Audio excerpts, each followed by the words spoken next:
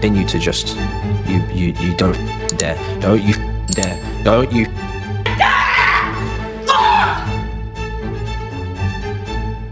Oh, this is it, man. Oh, this is it, man. Liverpool could have had 4, 5, I swear down, mate. And Onana, my friend, wallahi, brother, you're finished. Khalas, you, my friend, yeah, are finished, mate. What is it, broski? What are you doing flipping on this side? You were watching him get cooked on stream. What are you on about? You used to watch him, we used to cook him after we lost. Now you're here saying you're Denzel Washington. Yeah, Denzel. Denzel who? Yeah, you say that. You're Denzel Washington, man. You're fraud, you lot. You're a fraud. Answer the question. What's your expectation from Man United? What position you expect Manchester United to finish in the 24-25 We'll talk season? about that when the transfer window's done, and we'll come. No, on, you see, this is a sickness. This is a sickness. You lot never answer this shit straight. Whole season you lot be around the bush. Tell me today. I want answers. What is your expectation from Manchester United in the 24-25 Ask me season? August the 31st, Faz. I come concise, I come correct, I come consistent. What is your expectation? What position is Manchester United going to finish? What is your expectation? All season we asked you, yeah, how much shagging can you take? You never answered. Tell me today. Managers before him have been sacrificed for less, but they want to keep him and buy one player. One player! Are we playing God of War or is this Premier League football? Absolute criminals. This squad should be sponsored by OCBs, Raws. This squad's thinner than Rizla. One player! These men are on their knees like they're doing their whole... No fucking way! No fucking way! Absolute fucking joke! I've had it! I've had it with Howard Webb! You're an absolute fucking cheat, mate! You're an absolute fucking cheat! You're joking! You're absolutely fucking joking! No way! Absolute joke! Absolute joke! No way is that a bloody foul! No way! I'm not having it! I'm not having that!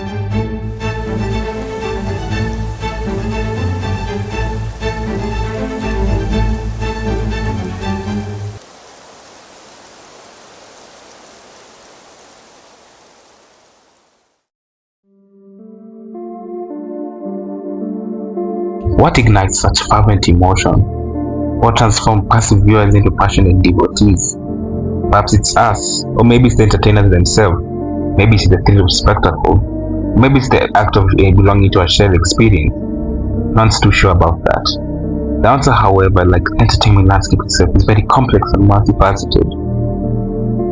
Since the dawn of humanity, entertainment has always had a profound sway over our lives. We invest time, money, and emotional energy into experiences that transport us, that provide us landscape, that helps us to forge connections. While the pursuit of knowledge and prosperity always drives us forward, entertainment is the vital thread that weaves sanity and joy into our daily existence. From the electrifying spectacle of antics of the cats' performances, where the lines between the artist and the audience always blur, to the choreographed drama of WWE, where its scripted narratives always ignite a real passion.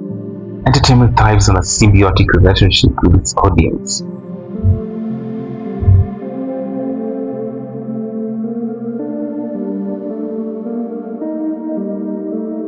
This intricate dance between entertainer and audience, this powerful emotional current, it finds its most potent expression in the world of football.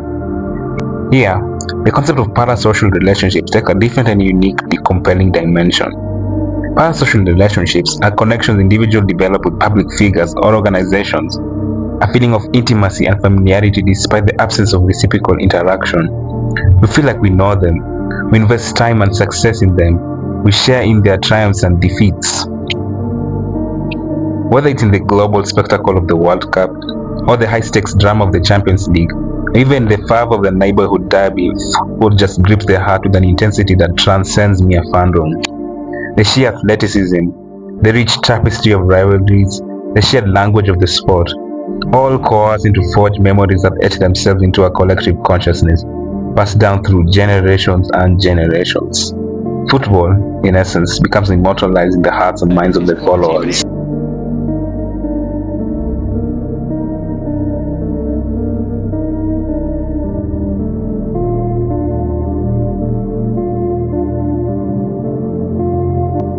This illusion of intimacy, this feeling of personal connection, is the cornerstone of parasocial relationships in football.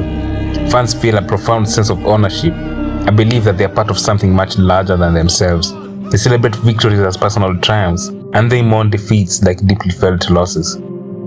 This emotional investment, while exhilarating, is also what makes them so vulnerable. But how do the club owners see the sport? Because this immortality, this emotional connection doesn't just exist in a vacuum. The passion we feel and the devotion we display fuels a multi-billion-dollar industry. And like any other industry, it operates within a complex system.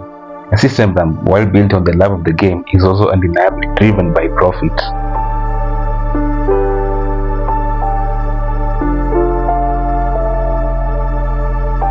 Through the stadiums we fill, the jerseys we wear, and the subscriptions we pay, all contribute to a vast economic ecosystem.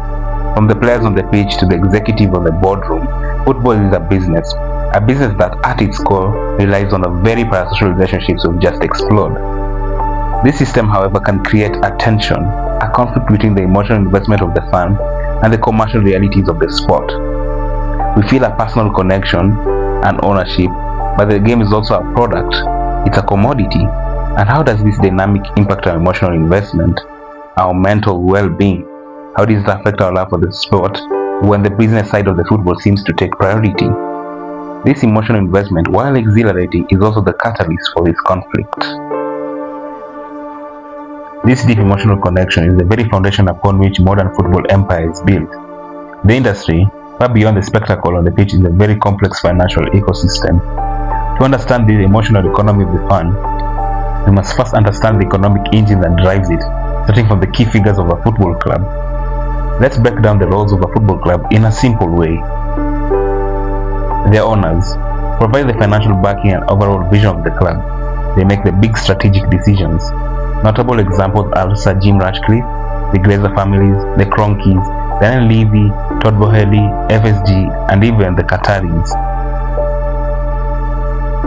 The club president and the club's business side handle finances, marketing, and the club's overall administration. Barcelona and Real Madrid are non-teams who have such a position in the club, with the likes of Florentino Perez and Joan Laporta.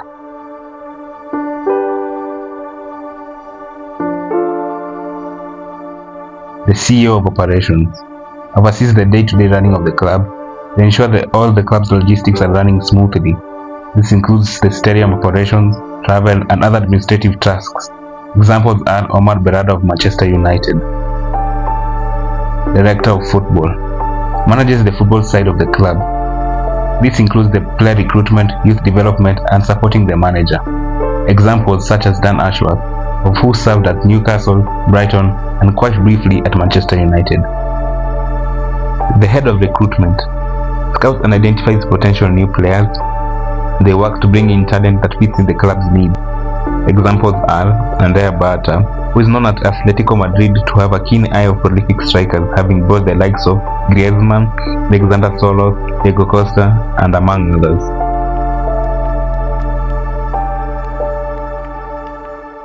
Manager/coach, responsible for the team's performance on the field. They select the players, develop tactics, and lead training sessions. Unnecessary examples include Pep Guardiola, Jurgen Klopp, Alex Ferguson, Jose Mourinho, just to name a few. The summer and go again.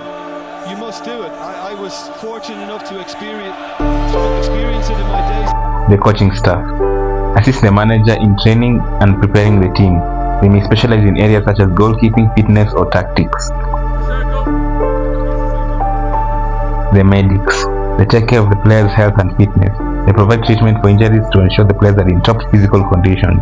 We may even say they're the most important part of this system.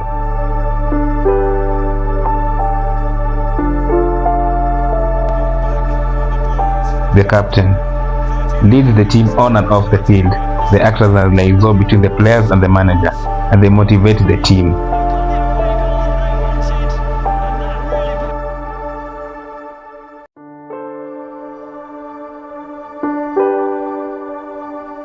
The players, they are the core of the club. They play the matches and represent the club on the field.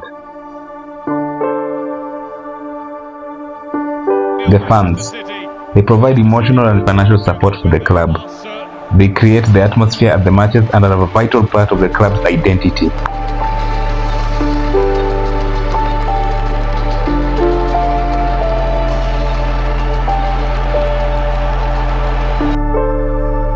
All these are components that build up to create such a money-making fortress. And I even mentioned the kitchen staff and whomever does the marketing and PR, even cleaning of the stadiums. All these people use this business model to bring food to the table. Win trophies, and this is a chance to win a trophy, so we're really looking for.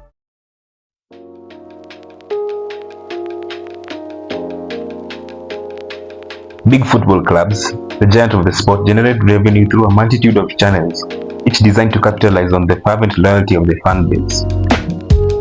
One of the ways are the matchday revenue, but with the roaring crowd causing an electric atmosphere of a packed stadium, it's just not a spectacle, it's a significant revenue stream. Ticket sales, premium hospitality packages, and in-stadium concessions contribute substantially to a club's bottom line in a plethora of ways. The 2024 season shows a significant variation across the Premier League top clubs. Manchester United, with their large stadium capacity, which even though they are moving, they consistently generate the high matchday revenue. Estimates put their 23-24 matchday revenue at around 110 to 120 million pounds. Liverpool. Anfield City development has boosted their hospitality revenue, placing their 2023-2024 matchday revenue to around 80 to 90 million. For Arsenal, the Emirates Stadium constant high attendance places their 2023 matchday revenue at around 110 to 120 million. Chelsea, Stamford Bridge's capacity limitation has impacted their matchday revenue, placing them to around 70 to 80 million. And Newcastle, with their growing fan base and increased stadium filling, their matchday revenue has risen to around 40 to 50 million.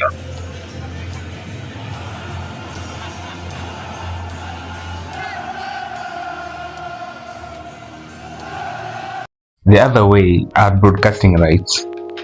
Television rights are a gold mine.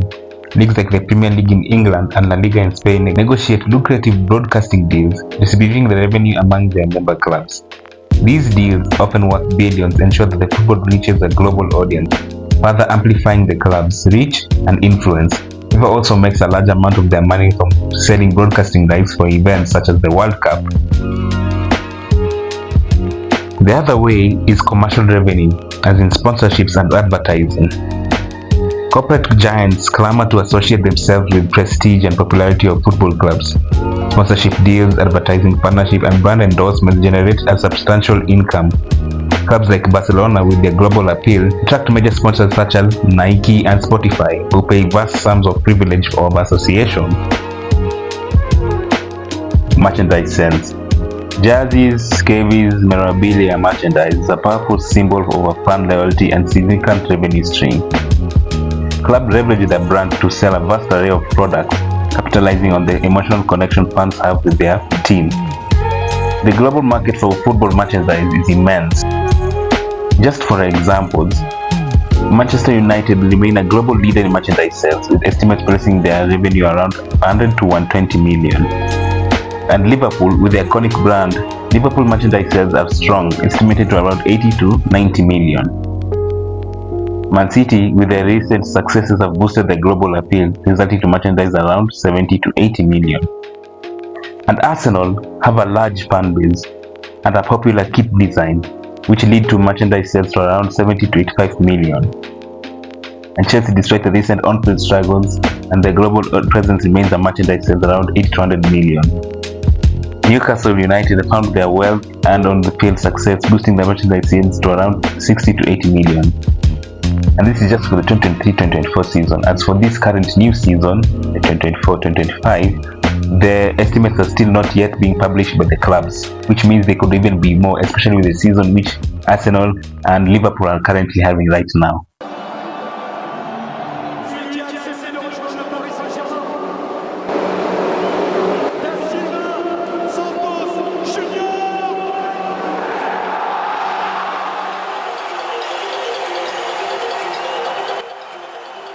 Number 5.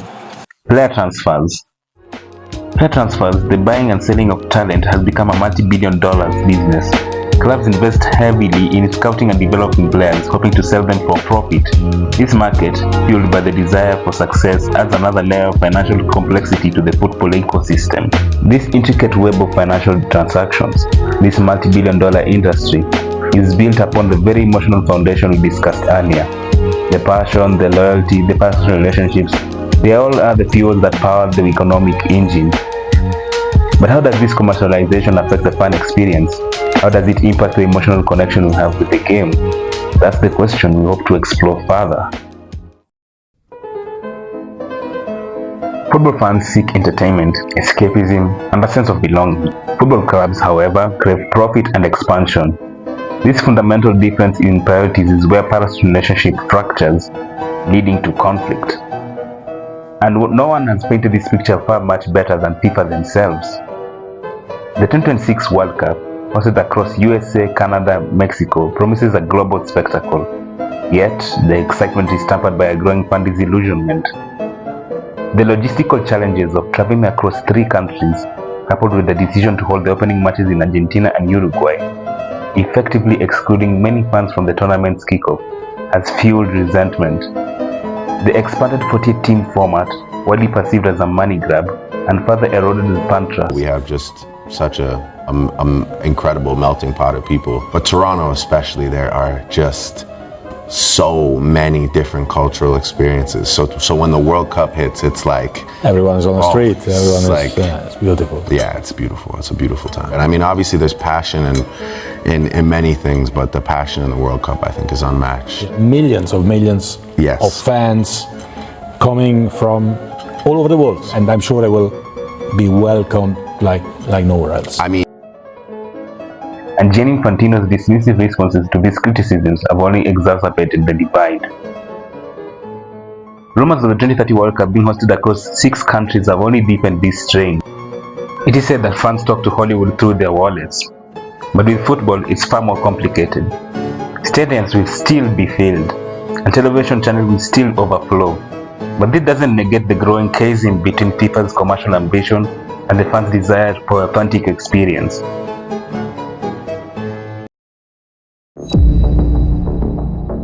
The English Premier League, a global phenomenon, is dominated by the Big Six, which is Arsenal, Chelsea, Liverpool, Man City, Manchester United, and Tottenham Hotspur. And even Newcastle and Aston Villa are increasing joining that group. Each club commands a massive global following, fueled by parasocial relationship we just explored. The financial incentives are enormous. Finishing high in the league table brings significant prize money, with the 2024-25 season seeing the Premier League champion receive around 176 million, while the bottom place club receives around 106 million.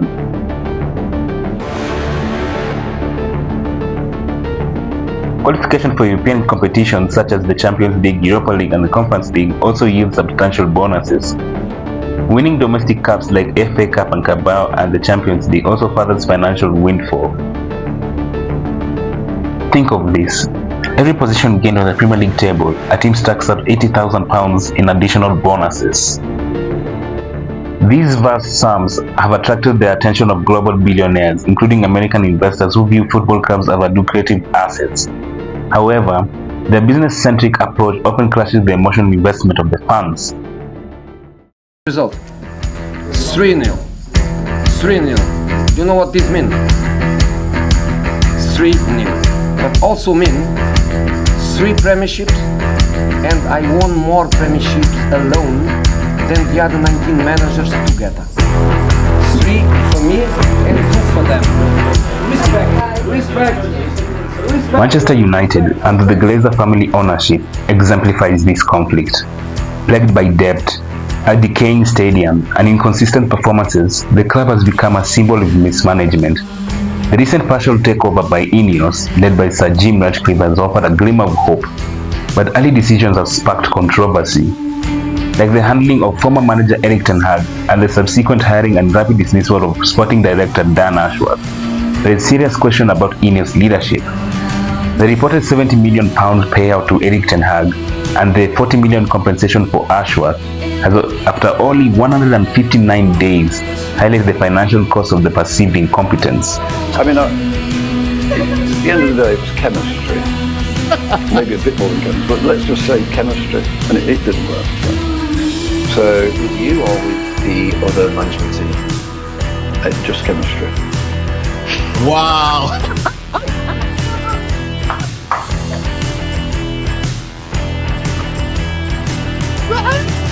Oh my God, man. Nah, man, I can't lie. This is hilarious, man.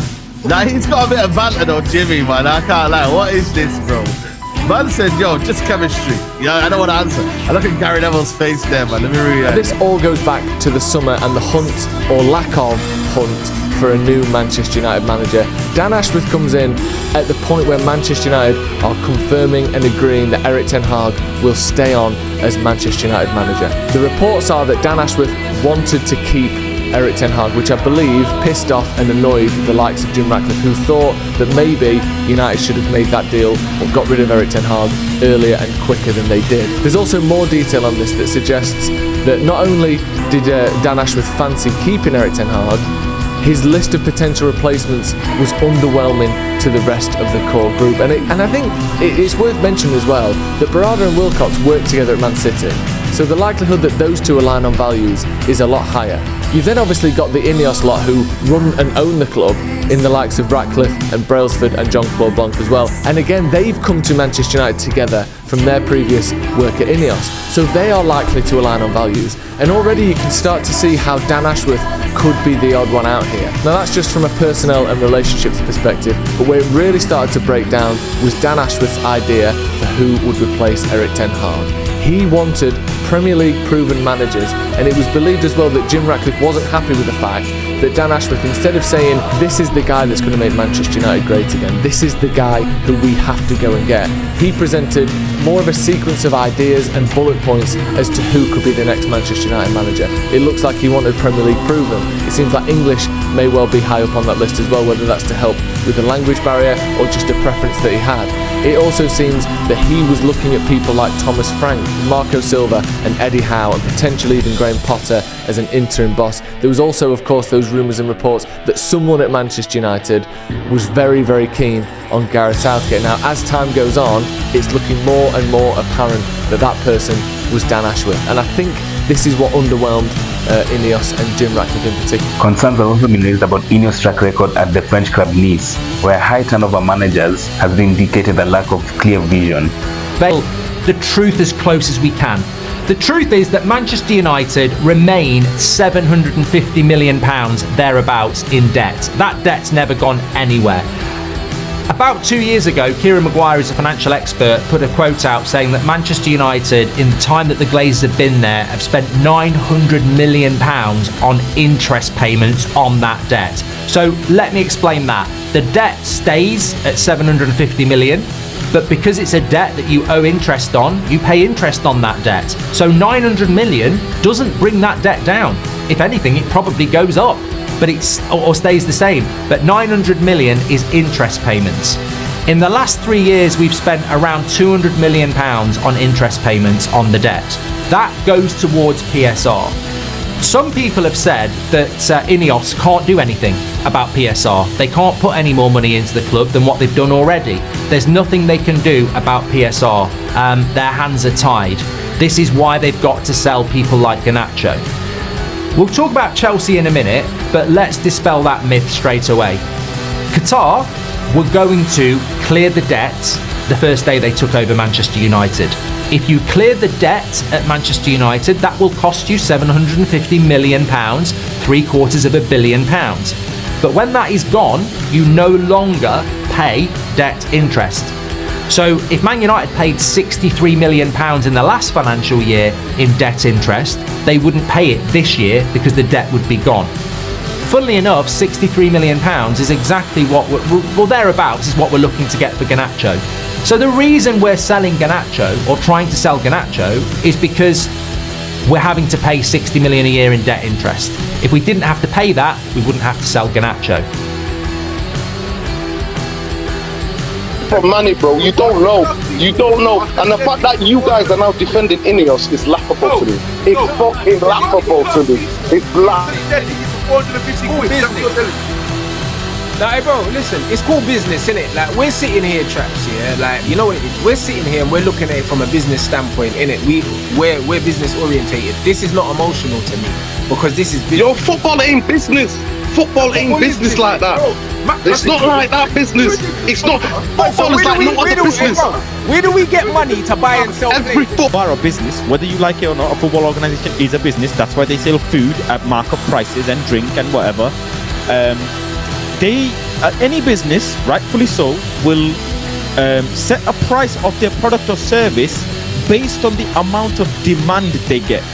You know, if they don't have a lot of demand, they won't have a high markup on their price. So, in comparison, if you want to relate this to football, in the Northwest, the cheapest ticket for a Premier League team is actually Everton at £35 because they're obviously not going to be respectfully as desirable as Liverpool, whose is £9. So that is how it works. Now, I am with Rance from the business perspective, but I also have to be with Nuruddin because the man did say, I'm a Manchester born and bred, poor people, you know, have to eat, I don't want to take from them. But then he is doing that. The jump from our normal ticket prices last season to the ticket price now is obviously a fair bit. Now, the problem isn't the adult ticket prices, Nuruddin. That's not actually where you're making the money. And I'll explain a bit more. The average, like I said, average ticket price £55 to £60 for an adult. The real markup is a child. When you're paying £66 for a child's ticket. Now that is where I am going to say, Ineos, no, that's actually unethical in some sense. Over 65, for example, that's unethical. So that's where I will side with Nuruddin. But from the other aspect, I don't, you know, yeah, my season ticket's gonna go up, but it is what it is.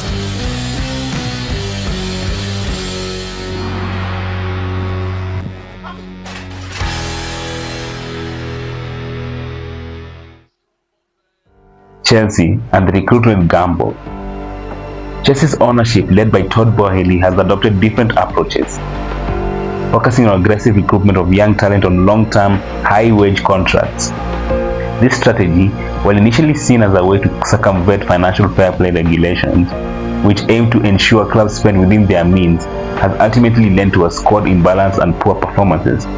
In a way, their transfer policy resembles that frantic attempt to collect Pokemon, acquiring young talent before other teams, often with hefty salaries and transfer fees that smaller clubs cannot even refuse. The sheer number of players signed has created logistical and managerial nightmares. As one player put it, they would come to training and find a new face in the locker room. This creates discomfort for the players, as they wonder if they can even get a chance to shine. It adds pressure to the medical team and even makes it challenging for the coach to cherry-pick the players to fit the system. These circumstances contributed to Chelsea's struggles, culminating to a 13th place finish and a Carabao final loss to a Liverpool side fielding youth players, earning them the derisive nickname the Blue Billion Bottle Jobs.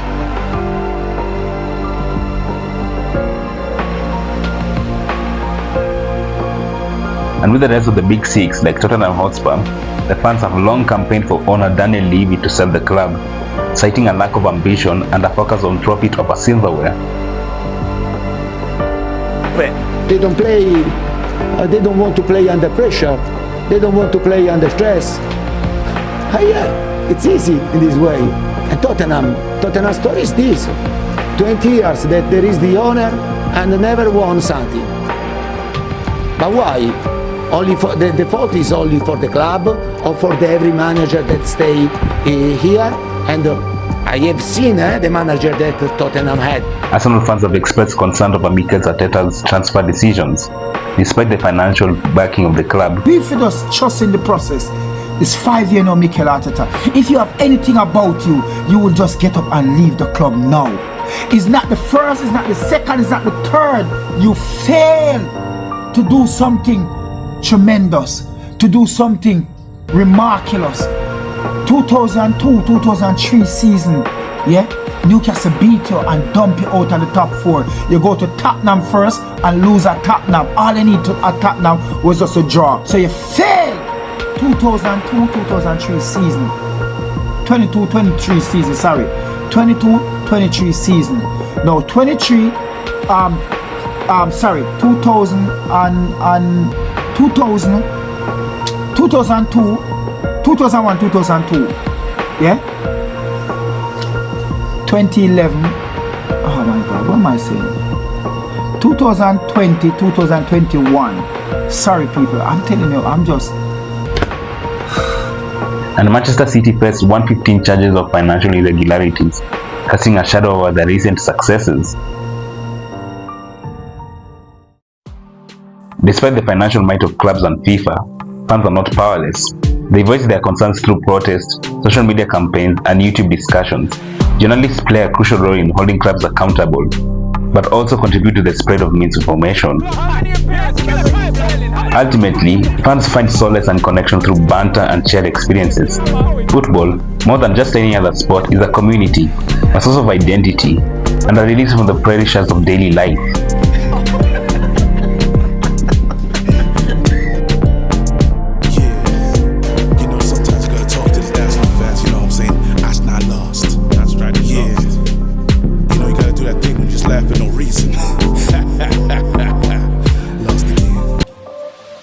It's been 20 years. Believe. Ain't winning shit. Yeah. Bigger fish to fry. Bigger fish to fry. Ain't winning shit. Man came in a mess, man. You're 7 up, blood. In the name.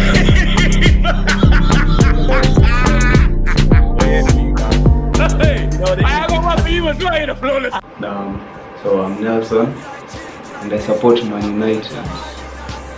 The reason I support Man U is because in 2011 I used to watch edits about Babaton and Paul Scholes and Ronaldo. It motivated me to watch Man United. Regardless of their shitty state nowadays, I'm still United. Now, till death. Unless of course naitwa Manu. Kitu nifanya niweze coach ball ni babangu alikuwa na watch, mimi nikaanza tu kuwatch. Na una support team gani bro? Mimi support Arsenal siku zote. Arsenal. Yaje my name is Kevin. Nilifanya nianze kuona ball. Ni hakuna kitu kingine ya kuwatch. Mimi na support the Blues. Ilikuwa ni watch. Reska in or out? Out. Nianze coach ball. Nilikuwa tunapenda ball man. Ndio napenda ball. So mimi support team gani? Oh, Manchester United. Inoma lakini lazima stick na team bana. Unaona kama ni fault ya manager ama ni players ama ni system ili change board to maboard manini. Unaona kama Ten Hag angeput. This documentary has explored the complex interplay between parasocial relationships and the economic realities of modern football. Fans invest emotionally in their clubs, forming deep connections with their players and teams. This emotional investment fuels the multi-billion-dollar industry. However, the pursuit of profit often clashes with fans' desire for authentic experiences. The parasocial paradox is the very passion that drives the sport, but it is also exploited by it.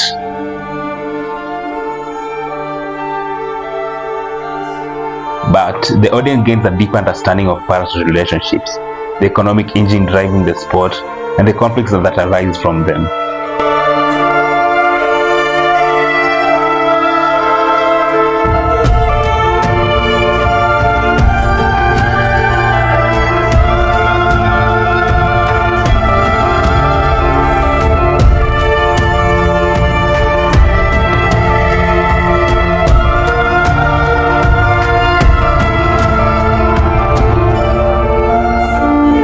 As even with all these complexities, even with all these nuances, it's inevitable.